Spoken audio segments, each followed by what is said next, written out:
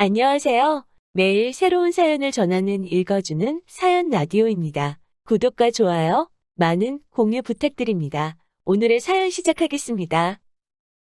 안녕하세요. 초등학생 딸아이를 키우고 있는 40대 여성입니다. 어디서부터 어떻게 이야기를 풀어나가야 할지 원래 남에게 제 얘기를 잘하는 편이 아니라서요. 하지만 가슴이 너무 답답해서 이러다간 화병이라도 생길 것 같아 말주변이 없으면서도 한번 제 이야기를 해보려고 합니다. 두서가 없더라도 한번 들어주세요. 남편하고는 사내 커플이었어요. 남편이 저보다 3년 먼저 입사하였고 제가 입사했을 때 저를 많이 도와줬지요.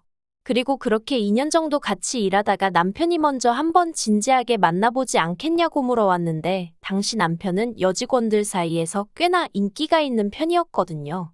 그래서 좀 뭐랄까 의아하면서도 싫진 않대요. 아무튼 제가 일주일 고민해보고 대답해주겠다 했는데 남편이 결혼을 전제로 만나보고 싶은 거니 충분히 생각하고 얘기해달라는 거예요. 사실 사내 커플이라는 게 잘 사귀다 결혼까지 하게 되면 다행이지만 헤어지면 솔직히 여자가 손해잖아요. 그런데 워낙 남편이 저를 대하는 태도가 확신이 있어 보였으니 뭔가 믿음이 갔죠. 그래서 결국 남편과 사귀기 시작했고 3년의 연애 끝에 결혼까지 하게 되었네요. 만나는 동안 남편과는 별 트러블은 없었어요. 매사 좋은 쪽으로 생각하고 크게 담아두지 않는 남편의 성격 덕분에 다툴 일이 없기도 했고 어쩌다 마음 상하는 일이 있어도 대화로 풀어나가면 됐으니까요.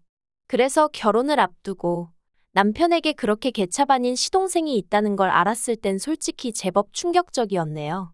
시동생은 남편과는 4살 차이로 저와는 동갑이었는데 그래서 그런가 절대로 형수님 소리를 안 했어요. 그리고 그쪽에서 형수님 소리를 안 하니 저도 똑같이 이름만 불렀거든요. 그랬더니 하루는 시부모님이 저를 불러서는 어째서 이름을 부르냐고, 왜 맘먹냐고 하시는 거예요. 황당하더라고요. 그래서 서열로 치면 제가 위인데 이게 어떻게 제가 시동생한테 맘먹는 거냐고, 시동생이 저한테 맘먹는 거라고 하니까 어머님이 굳이 따지자면 그렇지만 시동생이 자존심이 워낙 세다 보니 그러나 보다고 저더러 그러려니야라는 이해 못할 말씀만 하시더라니까요. 아무튼 이건 수많은 일들 중 하나의 예에 불과하고 제가 시동생이 정말 개차반이라고 생각하게 된 건 동서를 대하는 태도 때문이었습니다. 저런 인간도 처복은 있는가 보다 싶을 정도로 시동생에 비하면 동서는 참으로 좋은 사람이었어요.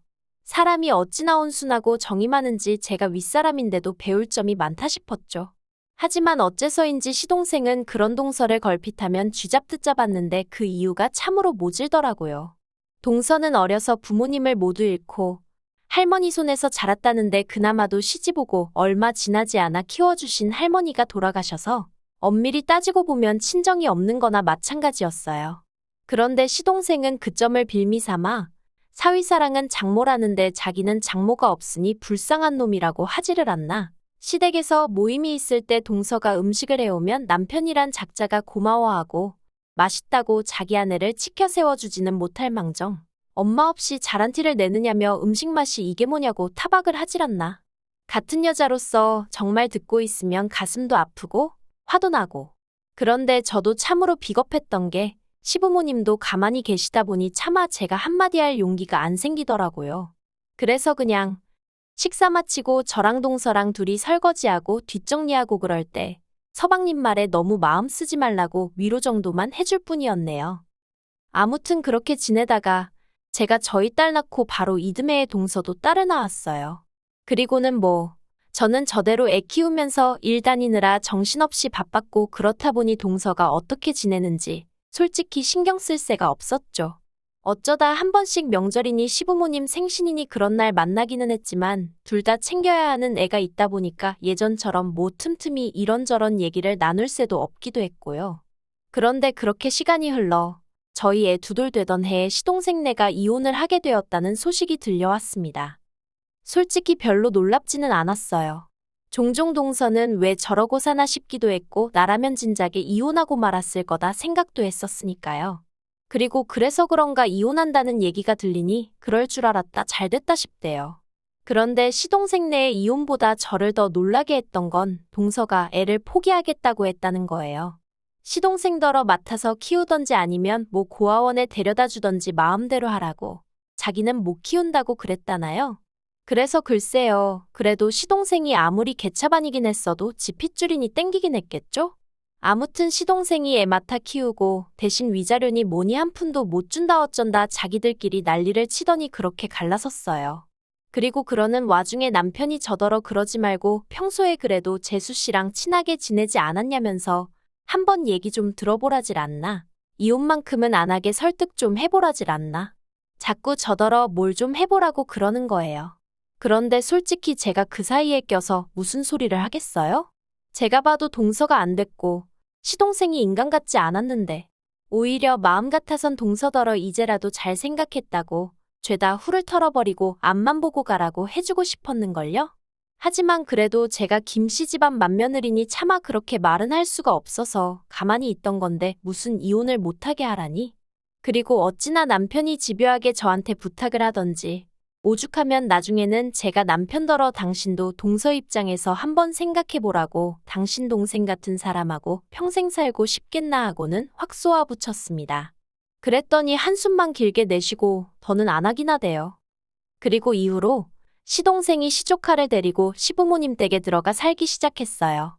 원래 처음에 한 두세 달은 어머님이 시동생네를 오가며 아이를 봐주셨는데 그것도 못할 짓이라며 불러들이신 거죠.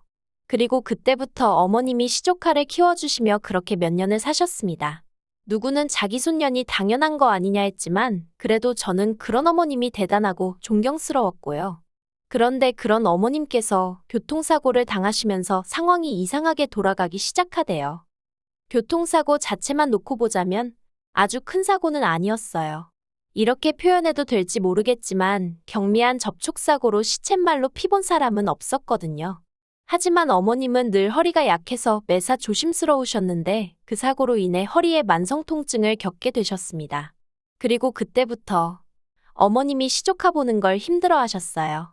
아무래도 애가 초등학교에 들어가면서 챙겨줘야 할 것도 많아졌는데 당신 몸이 안 따라주니 힘드셨던 게죠.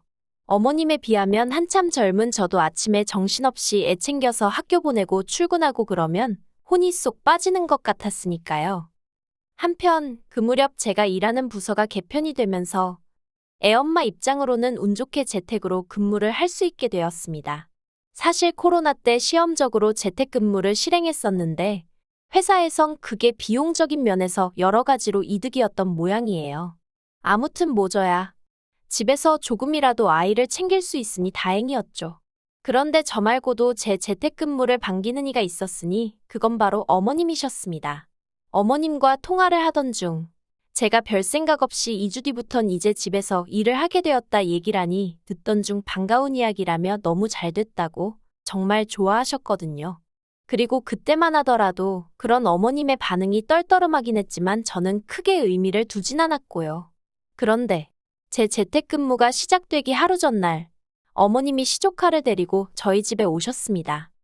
어머님이 연락 없이 시조카를 데리고 저희 집에 오시는 건 흔한 일은 아니었지만 그래도 종종 있었던 일이었기에 그 자체가 크게 당황스럽지는 않았어요. 하지만 어째서인지 그날은 어디 여행 갈 때나 쓸 법한 가방까지 들고 오셨더라고요. 그래서 제가 어머님께 이게 다 뭐냐 물었더니 어머님 하시는 말씀이 당신이 요새 허리도 너무 아프고 이래저래 심신이 말이 아니라며 당분간 시조카를 저더러 맡아달라대요. 황당하고 어이없고 하지만 저희 딸도 보고 있고 시조카도 보고 있는 상황에 싫은 티를 내기가 그렇더라고요. 그래서 애들더러 방에 가서 놀고 있으라 하고는 어머님과 남편을 부엌으로 이끌었습니다. 그리고는 이게 다 무슨 상황이냐 갑자기 연락도 없이 이러시면 곤란하다 하니까 기가 막히게 어머님이 눈물을 보이시는 거예요. 제가 정 싫다 하면 별 수 있냐 데리고 가야지 하시면서 말이죠. 그런데 어머님이 눈물을 보이시니 직전까지 난처한 기색을 보이던 남편마저 어머님 편을 들기 시작했습니다. 저더러 지난 몇 년간 어머님이 얼마나 고생하시는지 너도 직접 보지 않았냐면서 그때마다 너 우리 어머님 참 대단하시다 그랬다고. 그러니까 당분간만이라도 어머님 휴가 드린다 생각하고 한번 도와주면 안 되겠냐 하는데 환장하겠더라고요. 그리고 결국 저는 어머님과 남편을 어쩌지 못하고 일단 알겠다 했습니다. 다만 이게 절대 1년이고 2년이고 데리고 있겠다는 게 아니고 당분간만이라고 했죠. 그런데 정말이지 아이를 상대로 이렇게 말하고 싶지는 않았지만 아주 음흉하고 못됐더라고요. 제가 저희 애한테 늘 강조하는 게 사람은 남을 속이면 안 되고 항상 정직해야 한다는 거였는데 보란 듯이 옆에서 거짓말을 해대니 미칠 노릇이었죠. 그런데 막말로 제 속으로 낳은 자식도 아니고 시족하다 보니 혼을 내는 것도 쉽지가 않았습니다.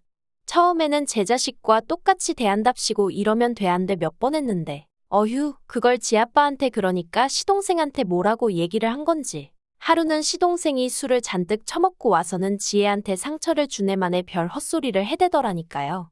그래서 그럴 것 같으면 데려가라니까 또 데려가지는 않고. 아무튼 무슨 이건 상전을 모시고 사는 것도 아니고 스트레스가 정말 이만저만이 아니었죠. 심지어 한 번은 제가 뻔히 보고 있는데 저희 딸 책이란 책은 다 끄집어내서 늘어놓더니 제가 얼른 치우라니까 저희 딸이 어질렀다는 거예요. 정말 어이가 없어서 제가 나를 뭘로 보고 저러나 싶은 게. 게다가 그뿐만이 아니었어요. 어머님 입장에선 그래도 어떻게 보면 저한테 막무가내로 시조카를 맡기신 거잖아요. 그리고 그래서 미안함을 느끼셨던 건지 아니면 맡겨놓으시고도 못 믿어오셨던 건지. 아무튼 어째서인지 일주일이나 2주일에 한 번 저희 집에 오셨는데 그럴 때마다 시조카가 어이없는 연기를 해대는 게 아니겠어요? 예를 들어 어머님 오시기 직전까지 이것저것 집안에 있는 온갖 과자며 과일이며 주전부리는 다 먹어치워 놓고 막상 어머님이 오시면 자기는 그냥 밥 안 먹어도 된다면서 제 눈치를 보는 척 하지를 않나. 그러면 어머님은 이제 제가 애한테 먹는 걸로 평소에 눈치를 주는 거냐 하시며 가뜩이나 엄마도 없는 애한테 그러지 말라 하시고 그럼 저는 저대로 억울하니까 그런 게 아니라고 말씀을 드리면 어머님은 또다시 어린애를 상대로 너무 그러지 말라고 하시니 정말이지 이건 당해보지 않은 사람은 모를 거예요. 정말 진짜 제 속을 까뒤집어 보여드릴 수만 있다면 그러고 싶은 심정이었으니까요. 그리고 결국 3개월쯤 되었을 때 저는 없던 신경성 위궤양으로 피까지 토하게 되었고 더는 이렇게는 못 살겠다 싶더라고요. 그래서 시부모님과 시동생더러 당장에 애 데려가라 했습니다. 그리고는 병원 진단서까지 꺼내보이니 기껏 한다는 말이 너는 왜 이렇게 애가 예민하니 어쩌니 애 하나 휘어잡질 못하니. 어휴 그래도 뭐 결국엔 데려갔어요. 그래서 이제 다 끝났다. 난 자유다. 속으로 쾌재를 외쳤죠. 그런데 몇 달이 흘러 올해 초였습니다. 사실 저를 제외한 제 모든 친정 식구들은 미국에 있어요. 저도 학창 시절을 미국에서 보냈기 때문에 시민권이 있고요. 그런데 저희 남편이 이게 참 제 얼굴에 침 뱉기 같습니다만 남편이 막말로 뭣도 아니면서 자기가 뭐 한다고 다른 직원들을 대신해 회사를 상대로 총대를 메고 나섰다가 그만 일자리를 잃었어요. 아무튼 그러면서 졸지에 제가 외벌이가 되었는데 솔직히 눈앞이 깜깜하대요. 남편이나 저나 일하는 업계가 워낙 인맥을 중요시하고 입소문이 빠른 곳이다 보니 이직이 쉽지 않을 건 보나마나 뻔한 일이었으니까요. 그런데 이 얘기를 친정부모님께 하니 그러면 이참에 미국으로 너희도 들어와 하시는 겁니다. 와서 친정가족들이 하는 사업같이 하면서 여기에서 정착하면 되지 않냐고요. 그리고 솔직히 저로서는 그 제안이 싫지 않았어요. 아니, 오히려 어두운 터널에서 한 줄기 희망을 보는 기분이었달까요? 게다가 이야기를 전해들은 남편도 가타부타 따지는 것 없이 좋다 했으니 아, 역시 죽으라는 법은 없구나 싶었죠. 그런데 이 이야기를 전해들으신 어머님께서 또 다시 무리한 부탁을 해오셨습니다. 시조카도 데려가라고요. 그리고 저는 이미 한번 호되게 당한 경험이 있으니 대번에 싫다고 거절했습니다. 어디 한두 달 놀러 가는 게 아니라 아예 정착해서 살 건데 시조카를 어떻게 데려가냐고 말도 안 된다고 했죠.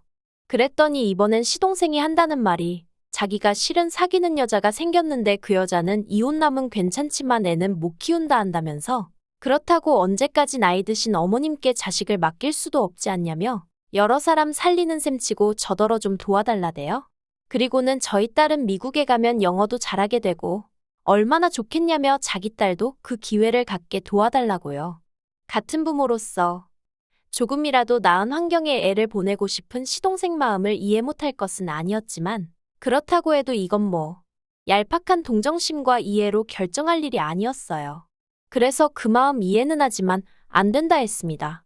그런데 그랬더니 이제 아버님까지 등판을 하셔서는 너 하나만 참으면 나이 먹은 노인네들 숨 좀 돌리고 살 수 있고 불쌍한 네 시동생도 가정 꾸리고 지역 마냥 살 수 있을 거고 엄마 없는 불쌍한 아영이도 기 좀 펴고 살게 될 거 아니냐며 어째서 맏며느리씩이나 되는 애가 그렇게 속이 좁냐고 화를 내시는 거예요. 그리고 다른 누구보다도 남편까지 이번 한 번만 어쩌고 하는데 이건 뭐 다들 나를 말려 죽이려고 작정을 했나 싶더라니까요. 그래서 남편더러 당신은 따라오지 말라고 했습니다. 그렇게 시동생하고 어머님이 불쌍해 죽겠으면 당신이 여기 남아서 시조카 키워주라고 했어요. 나는 내 딸만 데리고 미국에 가겠다고 했죠. 그랬더니 남편이 어떻게 자기가 시조카를 돌보냐며 펄쩍펄쩍 뛰었습니다. 그게 말이 되냐면서요. 아니 큰엄마가 시조카를 보는 건 말이 되고 큰아빠는 왜 안 되냐고 했습니다. 막말로 당신하곤 피라도 좀 섞였지만 나는 생판남인데 왜 나는 되고 당신은 안 되냐고 그랬죠. 그러자 남편이 하는 말이 당신은 여자고 나는 남자잖아 하는데 웃기대요. 애 키우는데 여자 남자가 어딨냔 말이죠. 그래서 됐다고 말 같지 않은 소리는 할 것도 없다고 그냥 여기 남아서 시족 하나 키우라 했네요. 그리고 제가 본격적으로 딸 데리고 미국 갈 준비를 시작했어요.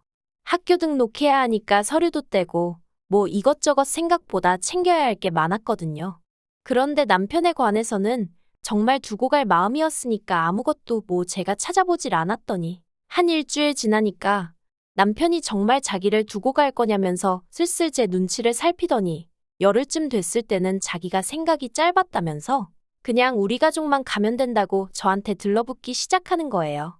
그렇지만 이렇게 어설프게 넘어갔다가는 막말로 미국 도착하고 얼마 안 돼서 또 시조카 데려오네 어쩌네 하고 헛소리라도 하면 어쩌나 싶더라고요.